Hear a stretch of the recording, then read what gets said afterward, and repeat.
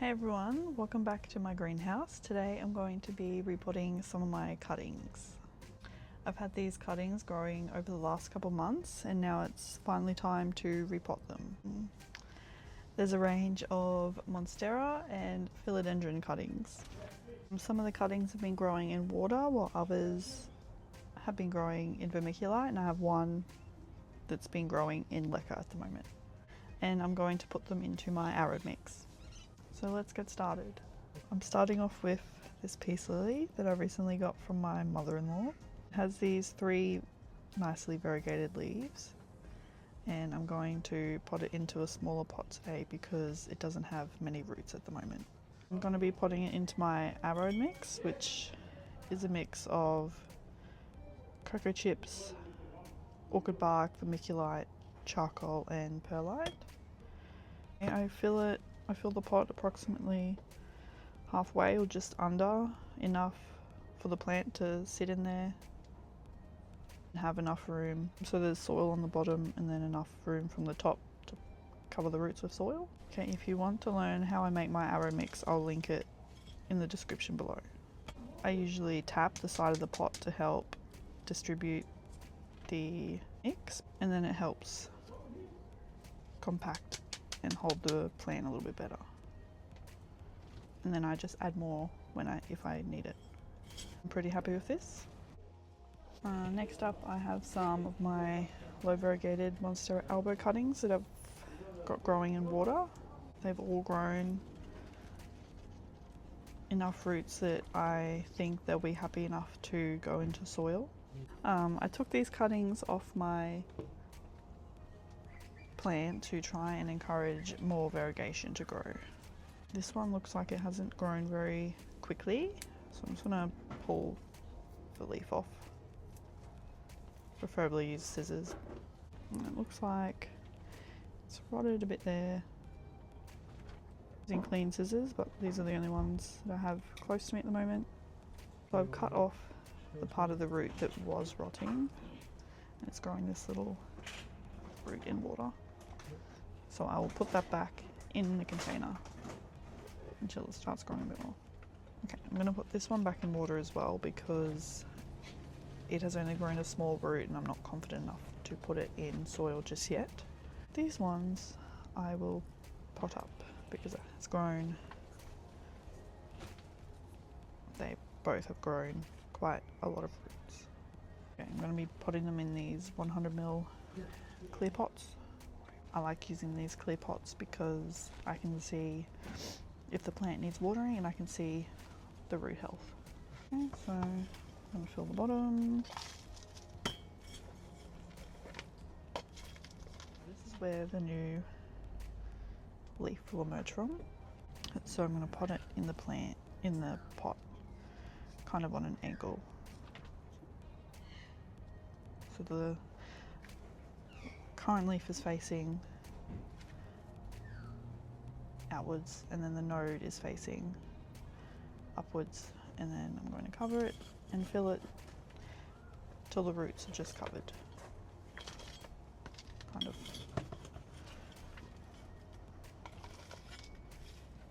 I'm just tapping it to evenly distribute the bark and adding more as needed.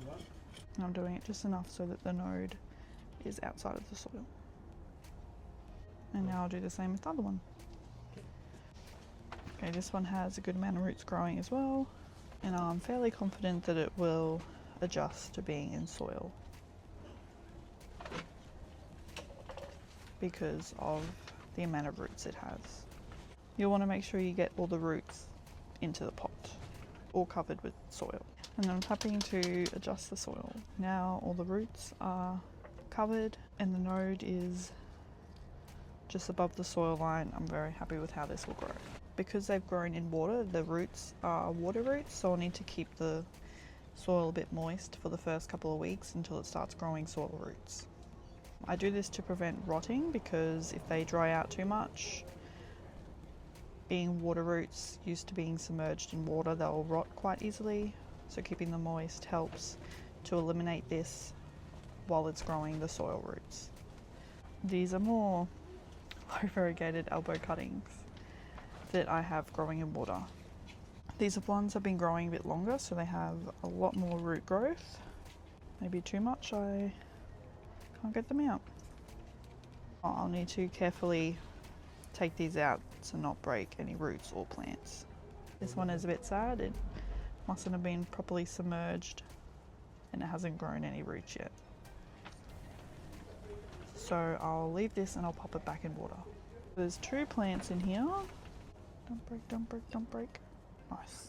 See, these roots are very grown out. They've started wrapping around each other in the pot. Maybe these guys are friends. Maybe these guys are going to go in the same pot. Because it's going to be too hard to try and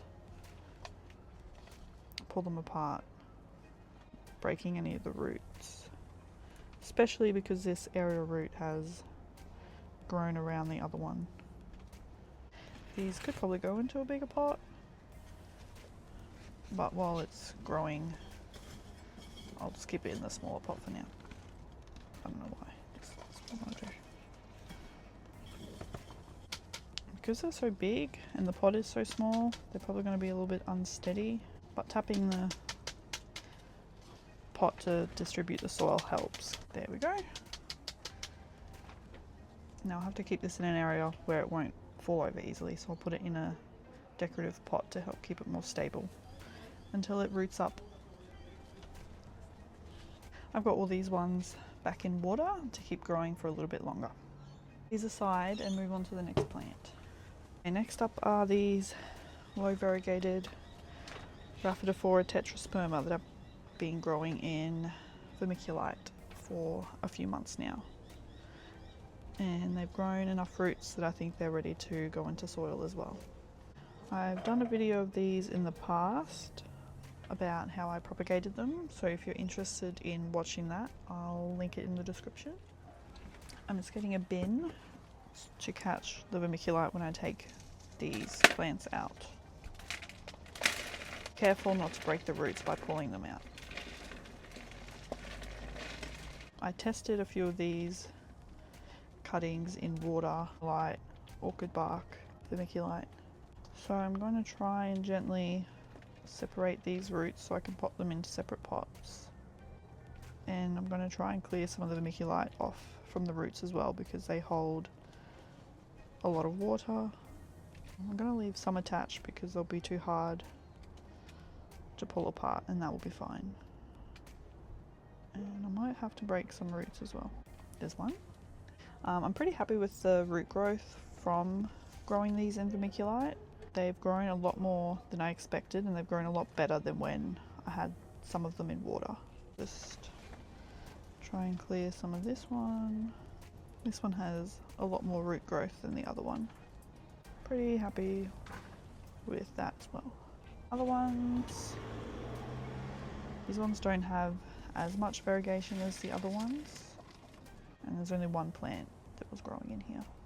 And then this one, I think there's 2 plants in here. These have been growing in vermiculite as well.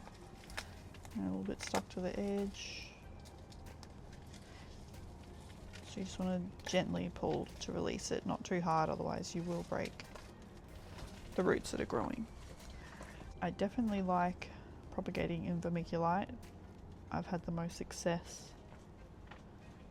using it compared to moss or just plain water, especially for these cuttings. Shaky shake to get the stuff off. These ones are quite stuck together, so I might pot these ones up together as well. These ones don't have any variegation, but that's okay. I don't want to try and pull them apart because I risk breaking all the roots off of this cutting, so they can go together. I'm just going to tip this vermiculite into a cup because I'm going to reuse it for future plants, well, as much as I can instead of wasting it. This one has been growing in leca. This one has a bit of variegation on the newer leaves as well, which I'm pretty happy about. So let's try and take, it's going to be a bit loud, sorry. And I'll gently take balls off the roots. A little bit of roots might break off with them, and that's okay because it's only a small amount and it won't affect the plant. They've grown pretty long as well. I'd say it grew about the same as the vermiculite. Definitely came back cleaner because the balls don't stick to it as much and they're easier to get off. But I'd say they both grew pretty well.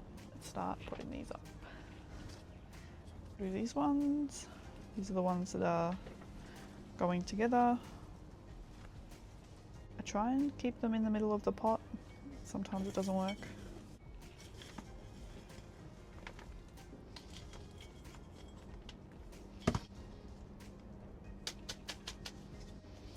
Okay, pretty happy with that one. I'm gonna try this one. I like to try and twist the roots into the pot to make them fit nicer, and then cover them.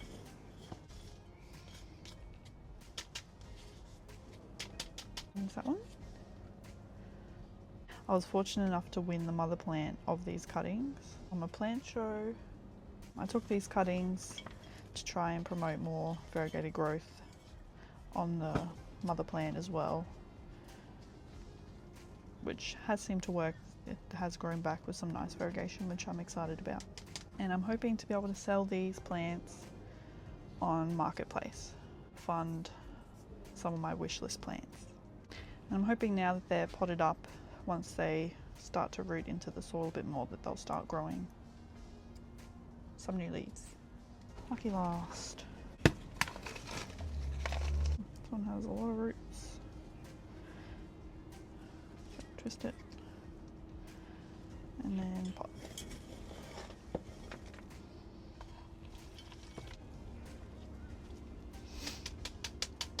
And there's that one.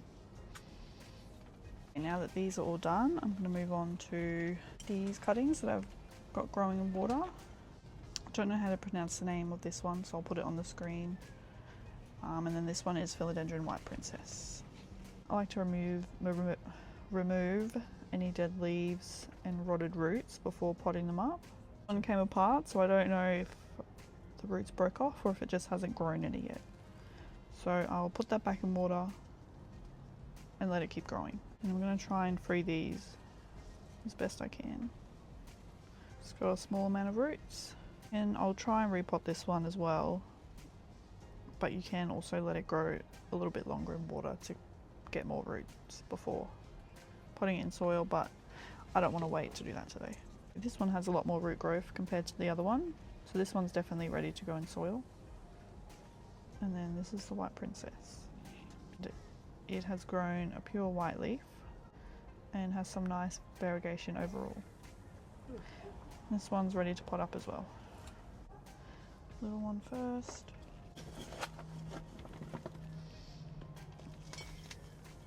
Because it has smaller roots, it's good to try and use the smaller parts of the potting mix compared to the big chunks. It'll help it grow and settle in easier.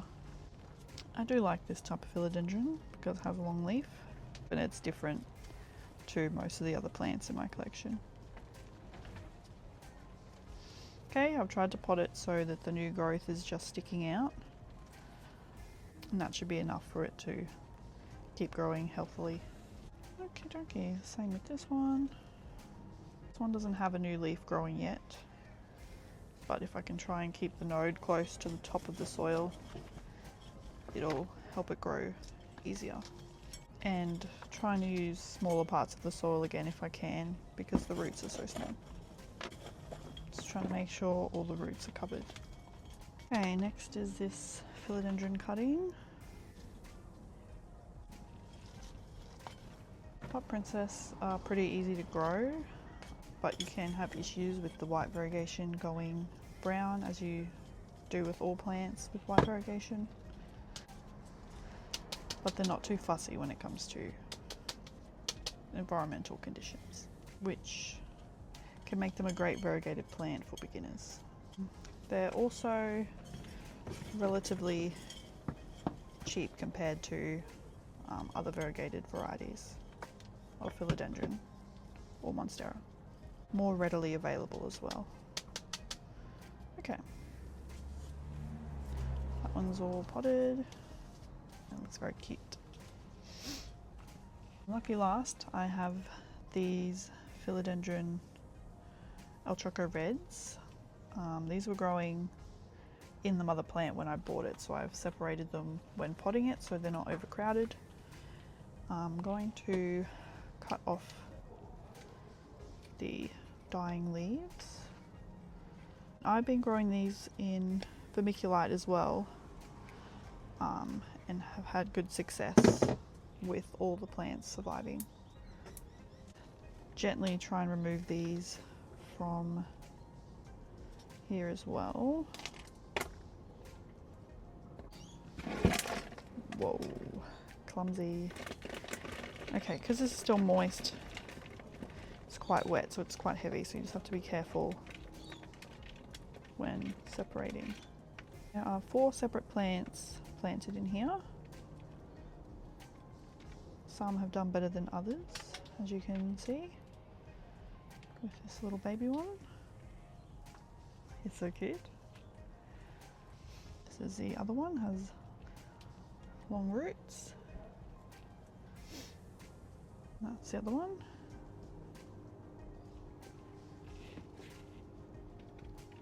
And then this is the largest one, and it has the most roots. See why this one is a bigger plant compared to all the others.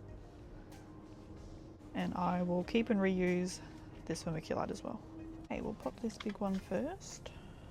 Most of the vermiculite is removed. What's left on there will be fine.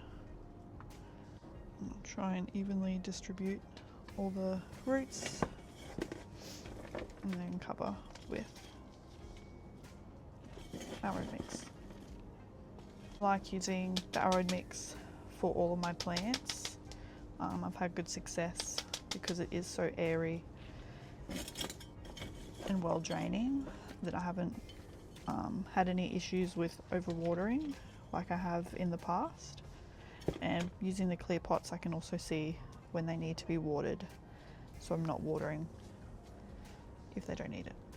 I usually try and remove new plants from the soil they're planted in at purchase them. I usually like to let them sit in my environment for a week or so before repotting, just so they acclimate, and then pot them into my arrowroot mix, and I've found good success by doing that. I've done a video on how I make my arrowroot mix and how much of each ingredient I use in another video, so make sure to check it out. I'll link it below. That one is done as well. Looks like rotting roots, so I just pull those off because you don't want them. Repotting is a great time to check your plants for pests, since you're removing them from their pot and holding them. It's always good to have a look under the leaves and between each node to make sure there's no pests hiding in those areas, and then you know you can treat the plants and not to reuse the soil if they do have pests, as they can lay their eggs and some can live in the soil as well. This plant is so small and it only has a small amount of roots. I'm going to use a smaller pot. I'm choosing to do this because it is so small, it doesn't need as much volume, and it doesn't want to, using a smaller pot, it won't stay as moist for as long, and it'll use all the water and nutrients that are in the pot, and nothing will stay moist for too long, so therefore it won't rot as easily as if I were to put it in a larger pot where the soil will keep moisture for longer. Because it's so small, I'm going to try and use the smaller parts of my mix as well, instead of the big chunky bits. And there we go. And I'm going to put all these plants onto a tray just so I can monitor them all and make sure that they're growing happily in their new pots. And I'll keep monitoring root health. Now that they're all repotted, I'm going to give them a water and give them some nutrients. I'll keep an eye on them, water them about once a week, and I'll give them nutrients every 1 to 2 weeks. It's always good to try and keep up the nutrients, especially when they're young, to help them grow larger and healthier. And I just wanted to monitor that I'm not giving them too much water and that I'm not underwatering them, because they won't be able to successfully transition from what they were growing in to the soil. Thank you for watching. If you'd like to watch more videos on plant care, don't forget to subscribe and check out my channel.